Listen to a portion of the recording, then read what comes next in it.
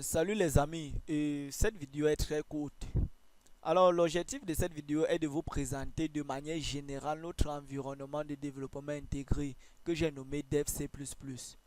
Et comme tout logiciel informatique, DevC++ engorge une barre de tâches, une barre de menu. Bref, c'est pas ça l'objectif. Et pour mieux vous présenter notre environnement de développement et mieux vous montrer les, les outils avec lesquels nous allons beaucoup travailler, notamment l'éditeur de texte, le débogueur et le compilateur, nous allons commencer par ouvrir un fichier source. Donc c'est-à-dire nouveau, on vient sur fichier, on clique sur nouveau, fichier source, ou encore pour ceux qui aiment les raccourcis clavier, dans les dieux du clavier, vous pouvez taper CTRL plus N pour ouvrir un nouveau fichier source. Alors on voit là, cette zone-ci, toute cette zone-ci là, c'est ça notre éditeur de texte. Vous voyez là, on peut écrire n'importe quoi. C'est là où on a accès, c'est notre éditeur de texte. Donc on peut écrire, c'est là où on va écrire notre code C++. Une fois que nous l'avons fait, on a l'opportunité de compiler tout simplement en cliquant sur compile ou bien compiler en français. Le dieu du clavier, je cesse de rappeler, c'est F9 pour compiler. Et on peut l'exécuter. Après avoir compilé, on ne peut pas exécuter un programme dont on n'a pas compilé au préalable. Sinon, le microprocesseur ne va jamais comprendre ce qu'on est en train de vouloir lui demander de faire. Puisque c'est la compilation qui traduit tout ce qu'on a écrit en langage binaire qui sera exécuté par le microprocesseur. Ou encore, si on ne veut pas compiler, ensuite exécuter tout ça, on a l'occasion encore de compiler et d'exécuter au même moment. Tout simplement en cliquant sur ce petit bouton-ci, compiler et exécuter. En tapant la touche F11, ça règle le compte. Donc, voilà les gars. Voilà notre compilateur. Lui qui est chargé de traduire notre code en langage binaire pour le microprocesseur. Voici notre éditeur de texte où on va saisir notre code C++. Et je vous ai parlé du débogueur. Voici notre débogueur. Donc c'est lui, de manière automatique, va nous générer des erreurs. Par exemple, j'ai écrit n'importe quoi. Ça, c'est pas du C++.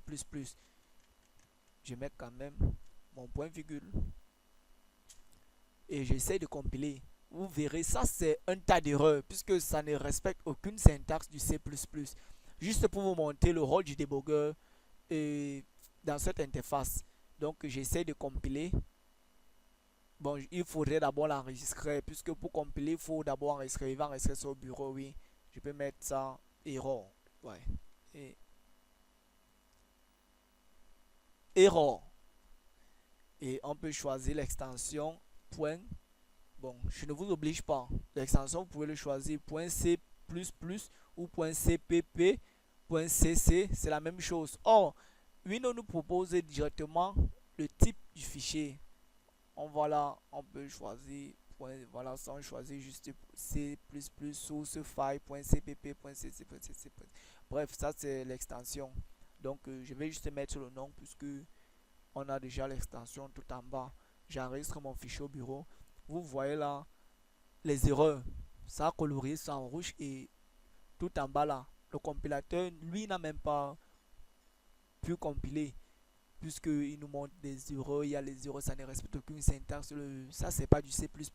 Raison pour laquelle notre compilateur ne veut même pas faire son travail. Et si on essaie, on tente d'exécuter. Bon, on est source file is not compiled. Compile now, on dit que ça n'a pas été compilé parce que lui il ne peut même pas compiler ce genre, il ne peut même pas compiler ceci parce que c'est un tas d'erreurs quoi. Donc on a entré le trouble, on demande et le microprocesseur on nous a fait comprendre que ce fichier source n'a pas été compilé. On demande de compiler maintenant. Si on dit oui, il fait la même chose, c'est toujours les erreurs, donc on ne peut même pas exécuter notre programme. Donc les gars, nous on doit être vraiment rigoureux dans ce qu'on doit faire. Et bref, il y a plein de trucs.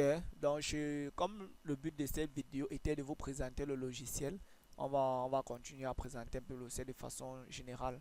Donc, Là, on peut venir sur fichier pour créer un nouveau fichier ou un projet. Donc on peut cliquer là sur fichier, on clique sur nouveau, on peut sélectionner fichier ou projet. Donc on peut aussi sauvegarder CTRL S. Donc on peut quitter et puis édition, on peut annuler. Donc si on a fait peut-être une erreur, on veut rentrer un pas en arrière, on clique sur annuler, ça annule. Vous avez vu le point virgule a disparu. Donc on peut faire une recherche, bien c'est pas bon, bref, vous avez le temps de mieux découvrir le logiciel. Mais tout ce qui nous sera vraiment utile, on en aura besoin du compilateur et de l'exécuteur là, ou bien compiler puis exécuter. Voilà vraiment les touches qui nous seront très utiles durant le long de ces séries de vidéos. Donc on peut venir ici sur exécuteur, on vient sur compiler, ou bien exécuter, compiler, exécuter. Donc on peut nettoyer, on peut déboguer tout ça. Et puis outils, dans les outils on a la configuration de nos outils. On peut configurer par exemple l'éditeur de texte, on peut configurer nos raccourcis. Donc déjà aussi CTRL N, peut-être CTRL N c'est pour créer un nouveau fichier. Si quelqu'un veut configurer ça à sa guise, il peut faire de temps en temps que CTRL P ça l'ouvre un nouveau fichier, hein. Et donc il a toutes les options là. Donc on a la fenêtre suivante, fenêtre principale et tout, mettre en plein écran. Donc si c'est tellement petit, pour ceux qui voient mal, donc ils peuvent aller sur fenêtre et mettre en plein écran. Donc pour revenir, il ferme là et puis on revient tout. Bon, pour fermer, on peut fermer notre fichier source en cliquant là, tout simplement. On demande de sauvegarder, non, il ne sauvegarde pas les erreurs. Là on revient à l'état initial. Donc et on peut fermer notre programme. Bon les gars, on se donne rendez-vous à la prochaine vidéo où on va écrire notre premier programme en C++, bien évidemment. Bye bye. Wetamikita me, go Congo some.